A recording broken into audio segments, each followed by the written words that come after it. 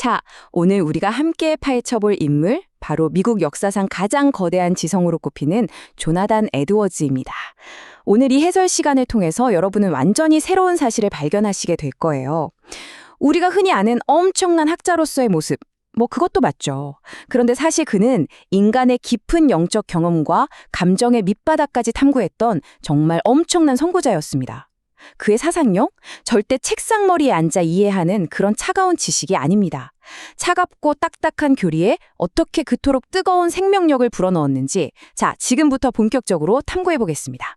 자, 본격적으로 한번 뛰어들어 볼까요? 여러분, 18세기 청교도 신학자 하면 머릿속에 뭐가 제일 먼저 떠오르시나요? 아마 열의 아홉은 온통 까만 옷만 입고 엄청 엄격한 규칙 따지고 감정이라곤 1도 없을 것 같은 아주 건조하고 차가운 사람들을 상상하실 겁니다. 솔직히 그렇잖아요?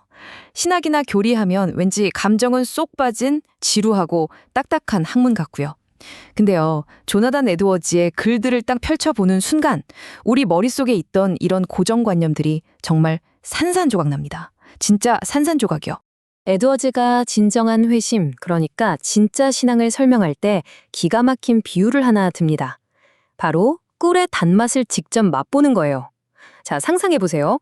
마트에서 꿀병 뒤에 적힌 영양성분표를 눈으로 쭉 읽고 머리로 이해하는 거랑 진짜 숟가락으로 국꿀을 푹 떠서 혀끝에 올렸을 때 퍼지는 그 강렬하고 달콤한 맛을 느끼는 거.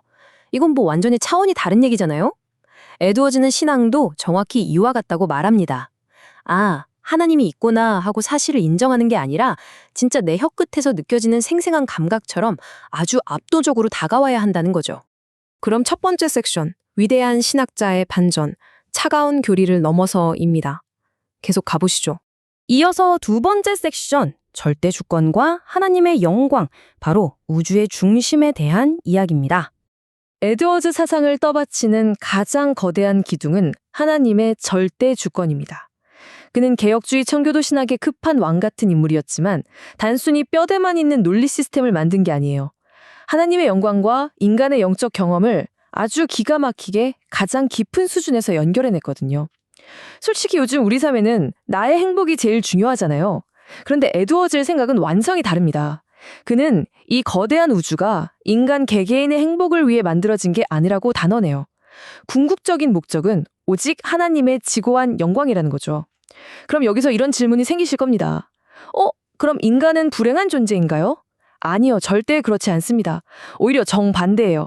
인간은 그 좁아터진 자기중심성에서 확 벗어나서 이 위대하고 영광스러운 창조주를 찬양할 때 바로 그때 진짜 가치와 목적, 그리고 상상도 못할 가장 깊은 행복을 느끼게 된다는 겁니다. 나침반 바늘이 북쪽을 딱 가리킬 때 제 역할을 하듯이 우리 인간도 하나님의 영광을 향해 있을 때 가장 완전해진다는 뜻이죠. 세 번째 파트입니다. 머리가 아닌 마음으로, 거룩한 정서의 힘. 자, 여기서 진짜 흥미로운 점이 등장합니다. 앞서 말한 그 어마어마한 하나님의 영광을 그럼 우리 인간은 대체 어떻게 받아들일까요? 에드워즈는 진짜 신앙이란 머리로만 그렇구나 하고 끄덕이는 것에 멈추면 절대 안 된다고 봤습니다. 그가 강조한 거룩한 정서, 이게 정말 핵심인데요. 이건 그냥 감정이 잠깐 훅 하고 달아오르는 얕은 감정선이 아니에요. 우리의 의지와 감정이 말 그대로 찰떡같이 하나로 완전히 통합되는 겁니다. 그러니까 하나님을 향해서는 가슴 벅찬 열망과 사랑이 막 끓어오르고 동시에 죄에 대해서는 진짜 본능적으로 치를 떨며 미워하게 되는 그런 내면의 뿌리 깊은 변화를 말하는 거죠. 당시 대각성 운동 때 사람들이 막 울고불고 바닥을 뒹굴기도 했거든요. 근데 에드워즈는 그런 통제 안 되는 신체적 반응이나 눈물 자체를 진짜 신앙의 증거로 보지 않았습니다. 그가 말한 진짜 증거는 오직 하나님 그분 자체의 아름다움을 진심으로 즐거워하는 바로 이 깊은 마음속의 정서였어요. 네 번째 섹션입니다. 영적 감각으로 꿀맛 보기, 미학적 신학. 사실 에드워즈의 신학을 가만히 들여다보면요. 이건 정말 고도의 미학적 신학이에요. 그에게 하나님은 무슨 법정에서 무섭게 망치를 땅땅 두드리는 그런 차가운 심판관이 아닙니다. 도덕적으로 그 무엇과도 감히 비교할 수 없는 완벽하게 아름다운 분이셨죠. 자, 그런데 문제가 하나 있습니다. 타락해버린 인간이 어떻게 그 엄청난 아름다움을 알아볼 수 있을까요? 여기서 에드워즈는 성령님이 우리 영혼에 비춰주시는 초자연적인 빛, 바로 이것이 정답이라고 말합니다. 이 초자연적인 빛이 우리 마음에 탁 비치잖아요? 그러면 마치 맹인이 눈을 뜨고 귀머거리가 소리를 듣게 되는 것처럼 우리에게 전에 없던 새로운 영적 감각이 생겨납니다. 이전에는 도무지 볼 수 없었던 하나님의 그 거룩함과 문부신 아름다움을 직관적으로 쫙 느끼게 되는 거예요. 지옥 갈까봐 무서워서 벌벌 떨며 억지로 복종하는 게 아니라 그 아름다움에 완전히 매료돼서 너무나 기쁘고 자발적으로 순종하게 되는 엄청난 기적. 그게 바로 에드워즈가 말하는 진짜 회심의 실체입니다. 놀랍지 않나요? 5번째로 넘어가 볼까요? 자유의지와 전적 타락, 선택의 역설입니다. 여기서 우리는 진짜 머리 아픈 거대한 모순에 딱 부딪힙니다. 전통적인 청교도 교리에 따르면 인간은 머리부터 발끝까지 철저하게 부패한 타락한 존재거든요. 그럼 도대체 우리한테 자유의지라는 게 있긴 한 걸까요? 타락한 우리가 스스로 그 아름다운 하나님을 떡하니 선택할 수 있을까요? 자, 에드워즈의 명저 의지의 자유에서 그는 이 딜레마를 정말 소름 돋게 정교하게 풀어냅니다. 그는 우리 인간에게 무언가를 물리적으로 고를 수 있는 능력, 즉 자연적 자유는 분명히 있다고 말해요. 오늘 점심으로 김치찌개를 먹을지 된장찌개를 먹을지 고를 수 있는 것처럼요. 그런데 진짜 문제는 도덕적 불능입니다. 죄 때문에 우리 내면 아주 깊은 곳에 있는 마음의 성향, 즉 선을 행하고 싶어 하는 그 바탕 자체가 완전히 죽어버렸다는 거예요.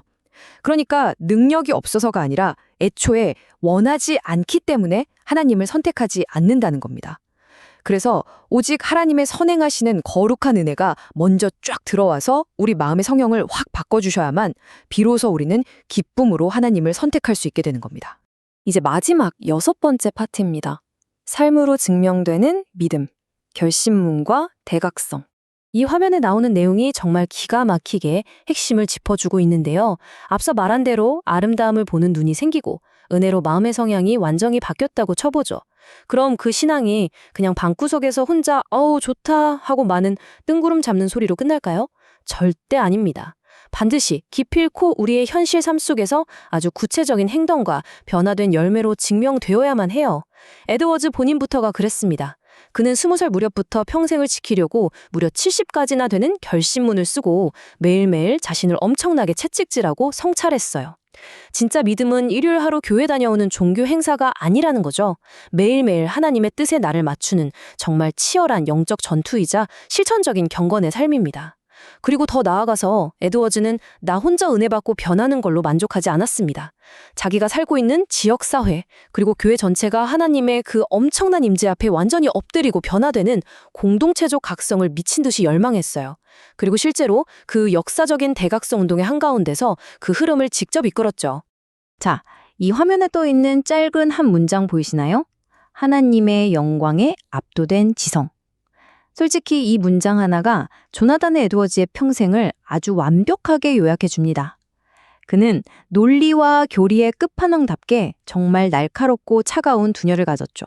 하지만 동시에 하나님의 그 숨막히는 아름다움 앞에서는 어린 아이처럼 뛰며 기뻐하고 완전히 압도당해버리는 너무나도 뜨거운 심장을 가진 신학자였습니다.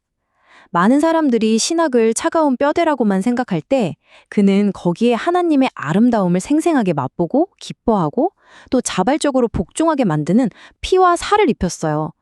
신앙이란 게 얼마나 생명력 넘치고 역동적인 과정인지를 자기 온 삶을 바쳐서 증명해낸 겁니다. 오늘 우리는 한 위대한 사상가의 차가운 머리와 또 그보다 훨씬 뜨거웠던 가슴 속을 아주 깊이 여행해 보았습니다. 자, 이제 이 해설을 마무리하면서 여러분의 일상에 이 질문 하나를 툭 던져보고 싶네요. 여러분은 지금 어떤 아름다운 진리에 압도되어 살아가고 계신가요? 여러분의 가장 깊은 감정과 지성을 송두리째 뒤흔들고 나아가 삶의 방향을 완전히 뒤바꿔 놓을 만한 그 진짜 아름다움은 과연 무엇인지 오늘 하루 찬찬히 스스로에게 질문해 보셨으면 좋겠습니다. 오늘 탐구 시간은 여기까지입니다. 함께해 주셔서 감사합니다.